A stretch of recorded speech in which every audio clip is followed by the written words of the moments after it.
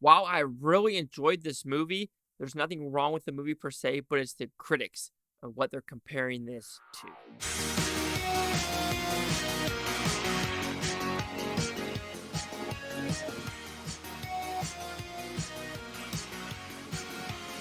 Chase Lee Hockey here with the Blue Futon reviewing Eye of the Storm. So what's this about? 2003, we are in Taiwan, the SARS virus. We are following a nurse, two nurses, a doctor, a taxi driver. We have a child, and we have other characters and a reporter figuring out where the SARS came from. Are they going to actually help the patients? Are they actually just going to run away? What is going to occur?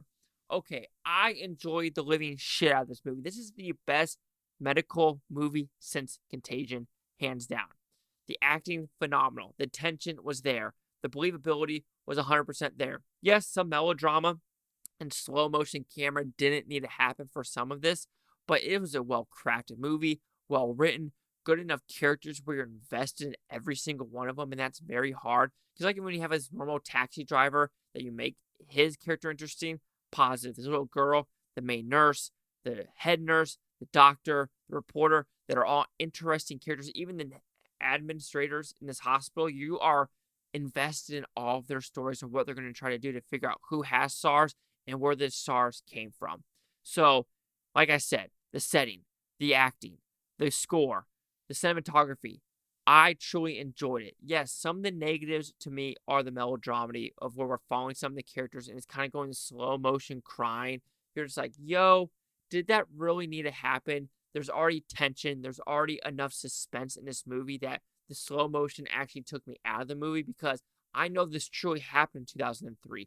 I know these people probably died. I know these doctors did what they had to do. I know some of these nurses didn't do what they had to do. I know some of these nurses did what they had to do. So you really didn't need to do this slow motion to like try to suck me into the movie or make me feel emotions when my emotions and me into the movie was already there.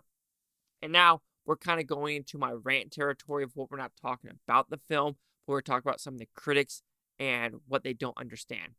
So they're comparing this to COVID-19 of how, oh my God, this is just like COVID-19. The death rate of COVID was about 2.3, 2.5. The death rate of SARS is in the 9.5s, almost a times 5 times 4 ratio, okay? MERS, the Middle Eastern one, 30-something%. So I understand that COVID was like more worldwide because SARS is more contained in the Asian countries. Look at the mortality rate, death rate of the different ones. Even though more people died from COVID because it was in more countries, it was more like the flu than it was with SARS. SARS gave people pneumonia. Pneumonia is the one thing where like, holy shit. Because what gave me pneumonia was actually the swine flu. That gave me pneumonia. Luckily, I worked out. I know that sounds kind of weird, like, oh my God.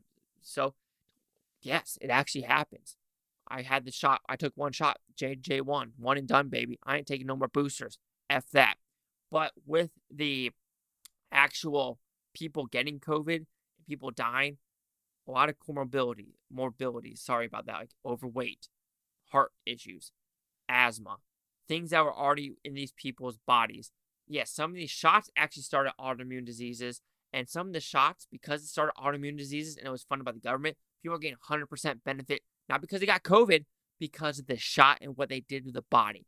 So I'm not trying to say like, oh, if you took the vaccine, like I'm like, yeah, Keith Olbermann, like Aaron Rodgers said, take your 7th vax, you fucking. I hate Keith Olbermann with a fucking passion. He's a fucking just. Ugh. I don't mean to get political, but there's that.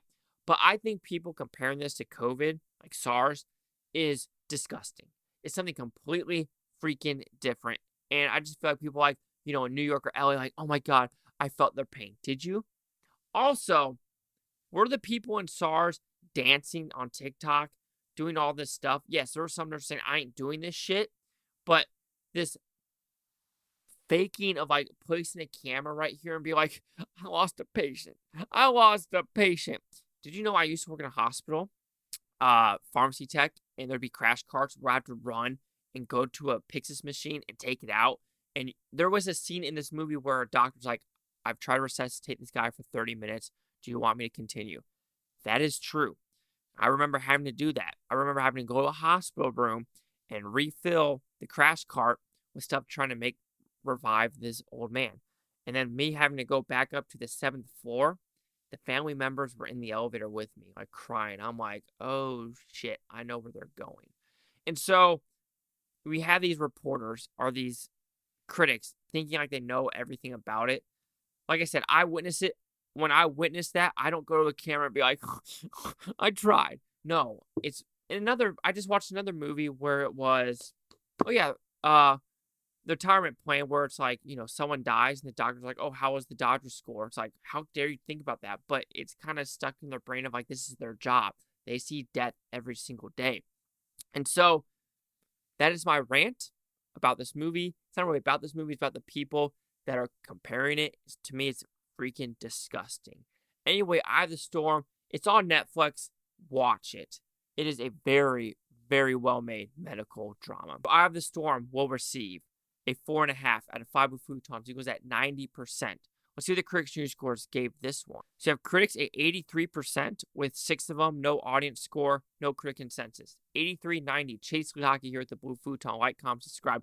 One more thing is Futon. Hope you Blue Futons have a great day. I don't care what you say tomorrow, week from a month, or a year from now. I love every single one of you. Now they say COVID's coming back and FDA has a random new booster. I'm good. I'm healthy. I don't need that shit.